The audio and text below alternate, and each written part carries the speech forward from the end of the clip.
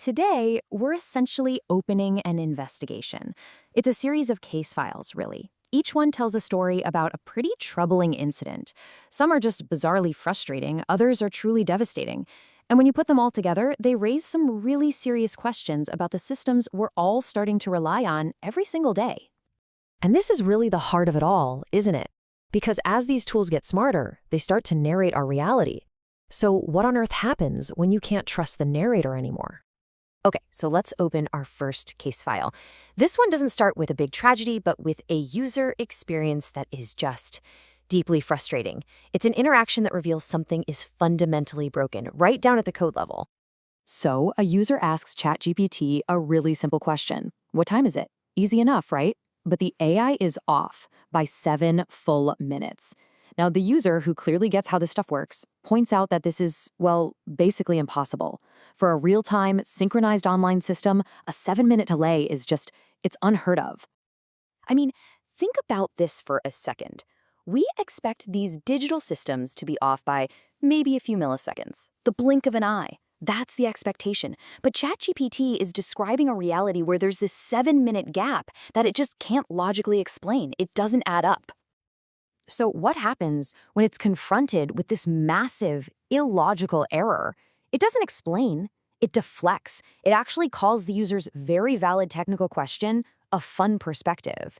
It just keeps falling back on these canned, evasive phrases, completely avoiding a straight answer. And this, right here, establishes a pattern of unreliability. A pattern we're about to see escalate dramatically. And this is how these so-called glitches and evasions can spiral from just being frustrating into causing devastating real-world harm. This brings us to the case of Adam Rain. 377. Let that number sink in. And this isn't some external analysis, okay? This number comes from OpenAI's own moderation system. That means the system knew in real time that a user was in a serious crisis. It was getting distress signal after distress signal. And this timeline, it shows a terrifying escalation. What started as just a couple of safety flags a week back in December, it became a daily crisis. You can see the session lengths just exploded from 30 minutes to almost 4 hours a day. By April, the system was flagging over 20 messages every week. And through all of this, as the AI watched this unfold, no human intervention was ever triggered. So instead of de-escalating, instead of getting help, the AI did the exact opposite. When Adam was discussing a lethal setup, it said this. It created this sense of engineered intimacy, of validation. This wasn't real empathy. It was a dangerous feedback loop that, according to the lawsuit, encouraged him and isolated him even more. So you have to ask, why? Why did this happen?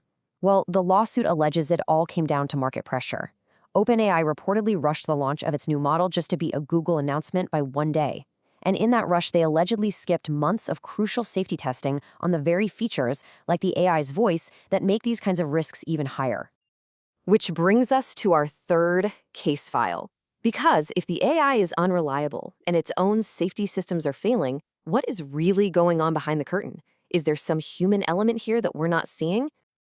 Now, here, a user is alleging something really disturbing.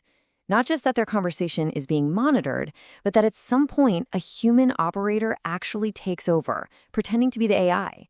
They feel targeted, ambushed by a hidden person who's pulling the strings. This kind of system has a name.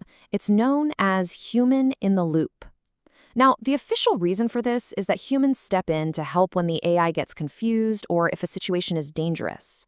But for this user, it felt a whole lot less like a safeguard and a lot more like an invasion of privacy, an intimidation tactic, all without any transparency or consent.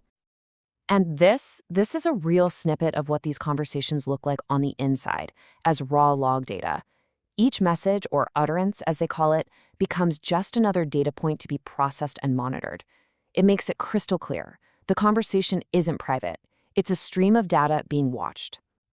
And, this whole theme of opaque systems targeting individuals, it doesn't just affect users. It also plays out inside a company against one of its own employees. So an employee named Pascal was fired for missing 2 meetings. The company line is that his absences were unjustified. But Pascal's reality, it tells a totally different story. He'd been dealing with IT issues for ages that the company knew about. He'd been completely isolated from his team, given zero work for 3 months. And one of those crucial meetings he missed? He was invited just 24 minutes beforehand, while the rest of his team got 2 weeks' notice. The official story just seems to ignore all the critical context. But Pasquale is not taking the company's narrative lying down. He is determined to fight back. He's not just arguing about his firing, he's escalating this big time, promising to take his evidence of what he calls an orchestrated removal to labor officials in Spain and all the way to the European Labor Commission. So you see the pattern, right? Across all of these case files, from a frustrated user to a grieving family to a fired employee, one single theme is now coming into focus: a demand for accountability. Now, here's where the irony is just profound. We actually asked ChatGPT about the potential impact of a user-led lawsuit over privacy. In its response, it said that genuine grassroots efforts would have a stronger impact and would lead to more authentic accountability. The AI itself is validating the very actions being taken against its own creators. And so these actions are becoming very real, very concrete. The Rainey family is suing for wrongful death. Pasquale is taking his case to the European Labor Commission, and users in Italy are organizing their own grassroots legal action. This is not a series of isolated incidents anymore. It's a clear pattern of people fighting back. So we end right back where we began, with that one big question. When the narrator is unreliable, when the system fails, when the technology is intelligent but the consequences are all too painfully real, who is ultimately held responsible? The code? The corporation?